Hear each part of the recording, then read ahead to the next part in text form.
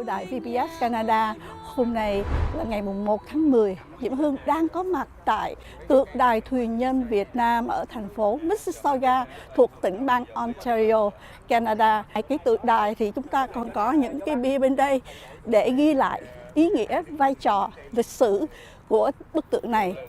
Hội tưởng niệm thuyền nhân với sự ủng hộ của cộng đồng đã gây quỹ và xây dựng tượng đài thuyền nhân Việt Nam như một món quà tặng thành phố Mississauga, cũng như tri ân chính phủ và người dân Canada, Cao ủy tị nạn, Liên Hiệp Quốc cùng các tổ chức nhân đạo đã cứu vớt và cứu mang người Việt tị nạn Cộng sản.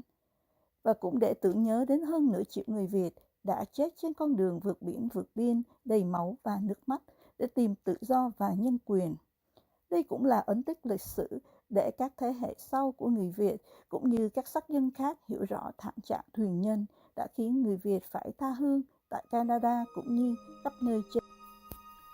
Để nhìn lại một khoảng thời gian lịch sử đau thương của người tị nạn Đông Nam Á, hôm nay, ngày 1 tháng 10 năm 2023, Trường Đại học THUYயின், Liên hội Người Việt Canada cùng một số hội đoàn tại Toronto với sự điều hợp của Hội tưởng niệm thuyền nhân Việt Nam đã tổ chức buổi chiếu phim tài liệu Đường đến tự do, Passage to Freedom của đạo diễn Shala Basso.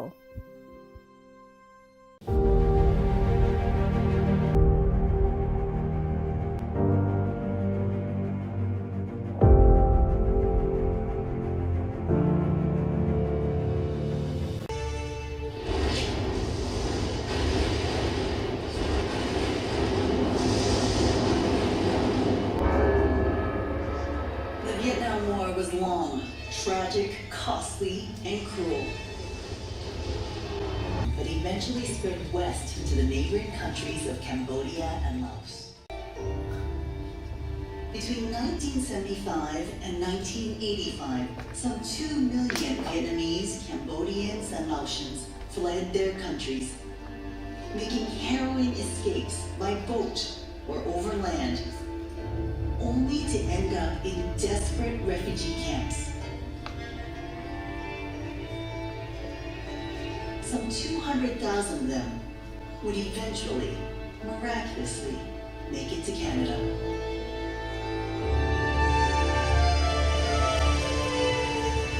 Mike, so right now we're going to have some interview for the VBS Canada TV, and I would love to hear the story of how we're going to get to today, which is the review of the Passage to Freedom.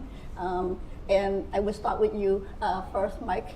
And can you tell us how the Heart of Freedoms project began? When Peter and I had just finished the book Running on Empty, which tells the story of the refugees from Southeast Asia from the Canadian perspective, we heard that Professor Colleen Lundy of Carleton University had been approached by some women from the Vietnamese community and asked, could we create something that allows the refugees to tell their own story? We recruited 2 more members of the team after we met with Colleen, Professor Moskovitz, also from Carleton, and Professor Stephanie Stovey from Menno Simons University in Winnipeg. And we decided that the best way to do this would be to record interviews. With the aid of Sheila Petzol, we recruited teams of Cambodian, Laotian, and Vietnamese young people, and we trained them to be camera people, interviewers, and community outreach. And we turned them loose. And in the years just before COVID, struck, they interviewed over 170 people right across Canada, mainly people who had been refugees from Vietnam, Laos, and Cambodia, but also about 30 Canadians who played an important role in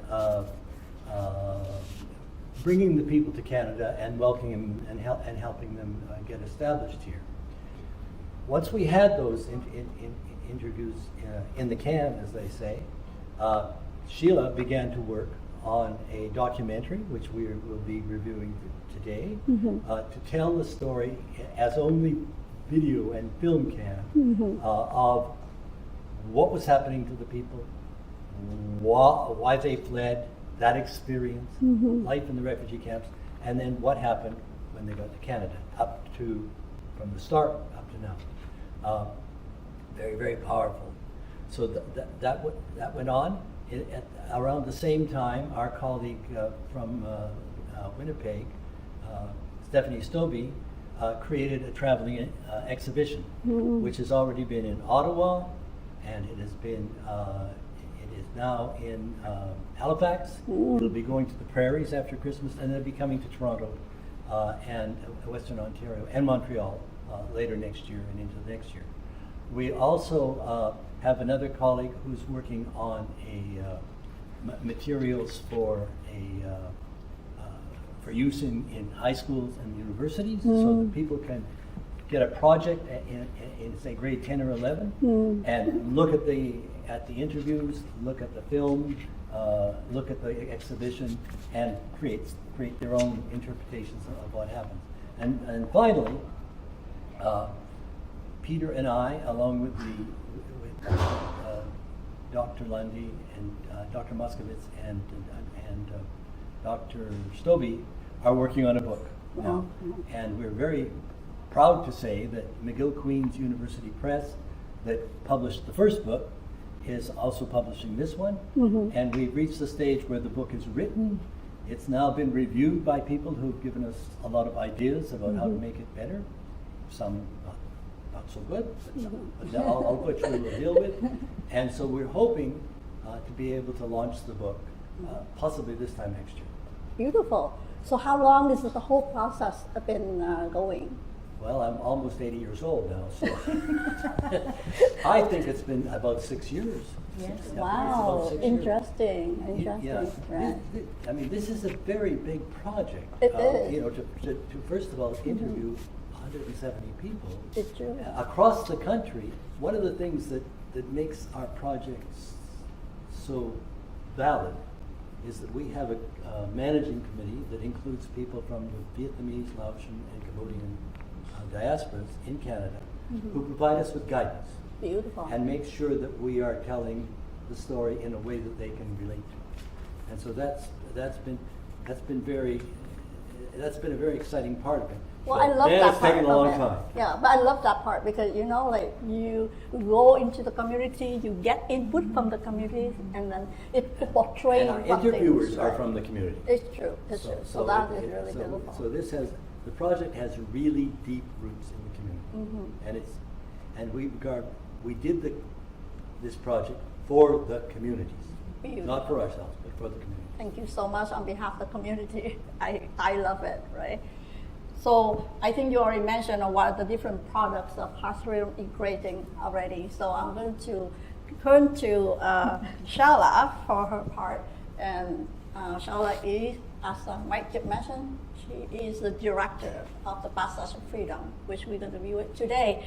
So Shala coming from Ottawa, just like Mike and Peter. So welcome to Toronto. Thank you. It's great to be here. Right, it's a lovely day today. So why did you make this film? Like, what motivated you to join hands with them and making this documentary?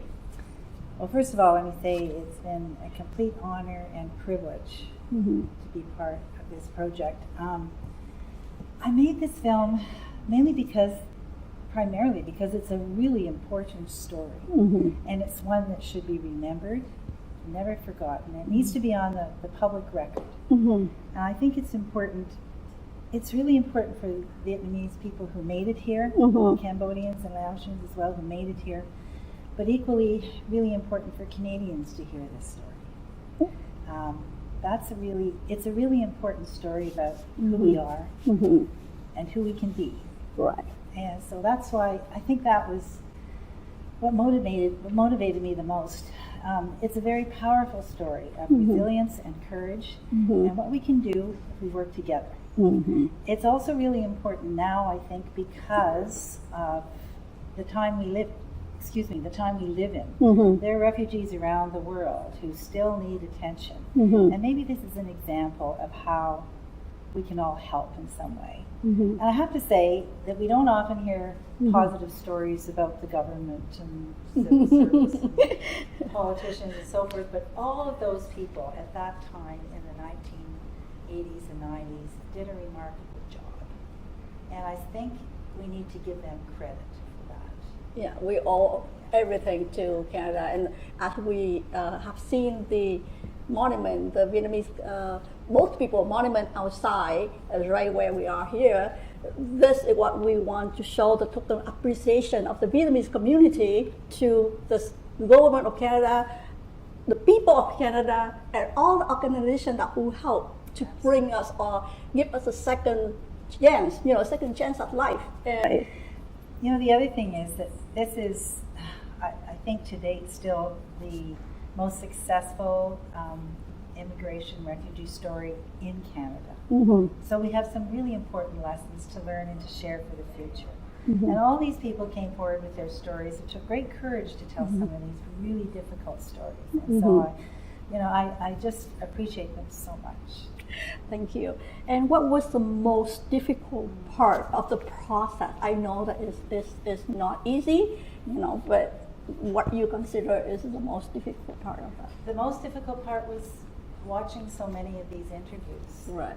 And listening to these stories. Right. It was extremely hard. Even now, I know that today I'm going to get emotional again because I realized what was at stake for all of these folks and what they did, what they accomplished. People like THUYtylN, who came here under such incredible conditions and has made a wonderful life here. So many, and contributed so much to Canadian life that it was so hard to get here. It's true.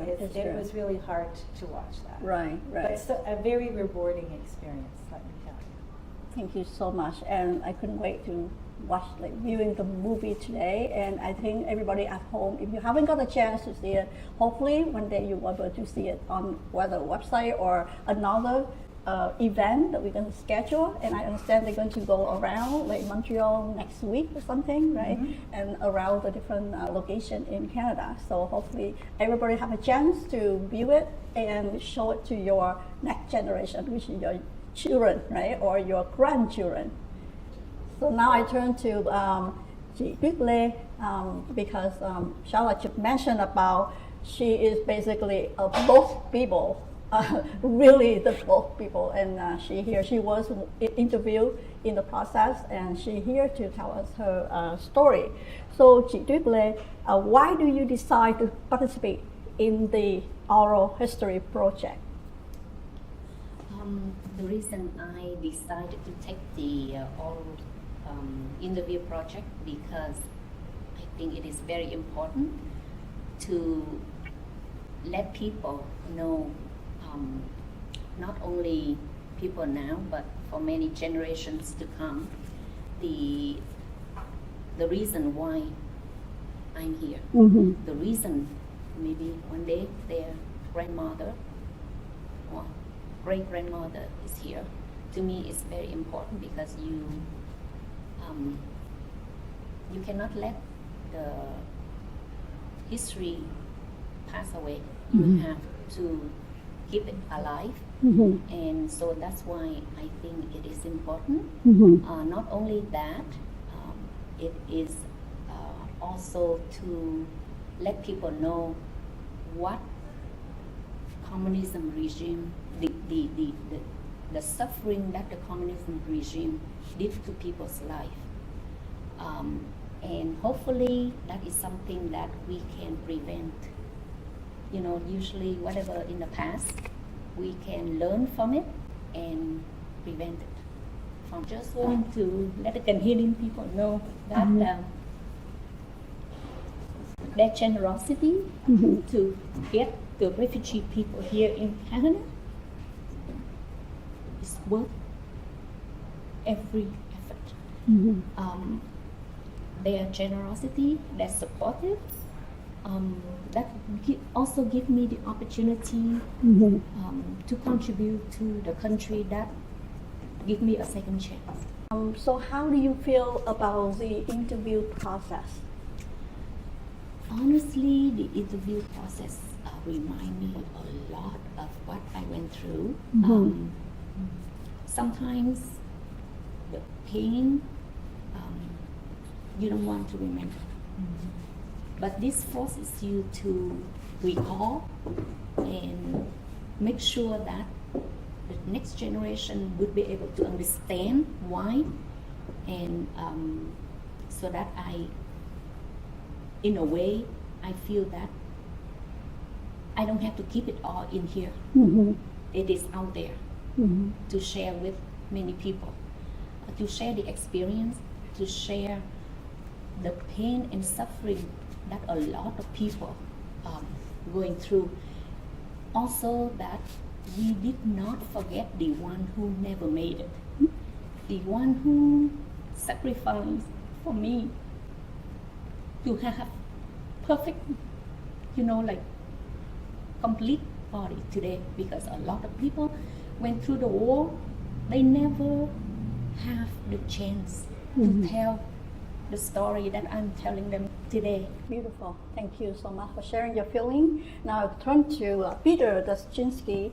He worked in the book Heart of Freedom, Southeast Asian Refugees in Their Own Words. So I would like to ask you, how far advanced in the book?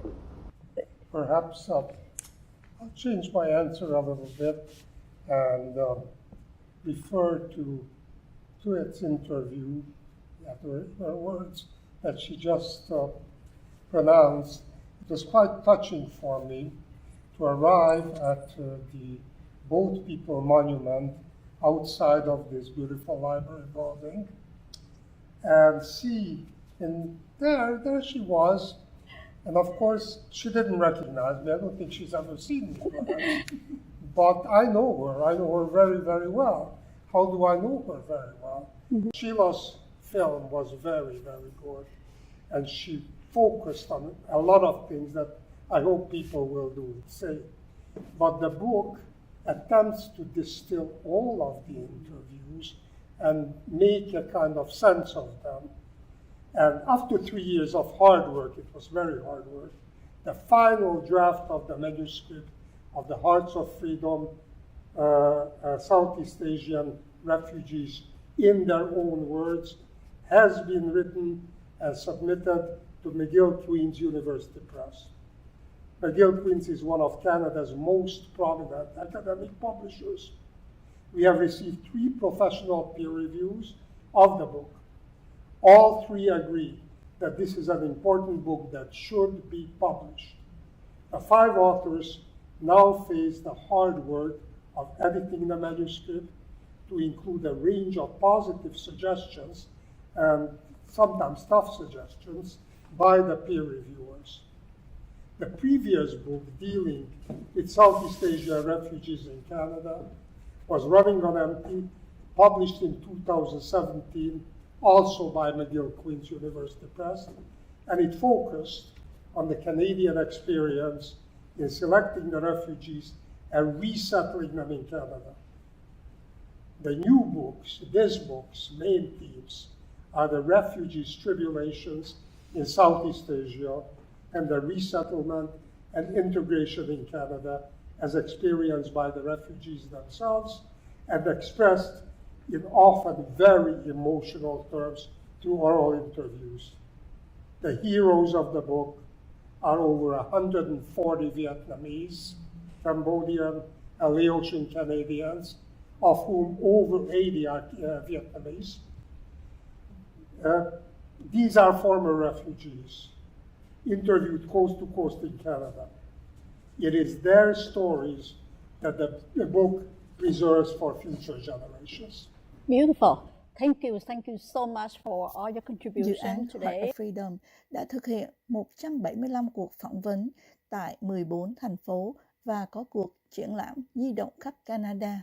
Ngoài ra, sẽ có chương trình giảng dạy tại các trường trung học và một cuốn sách sẽ xuất bản vào 2024. Kính thưa tất cả quý vị vừa mới theo dõi xong chương trình phóng sự của đài VBS Canada trong buổi chiếu phim Passage to Freedom.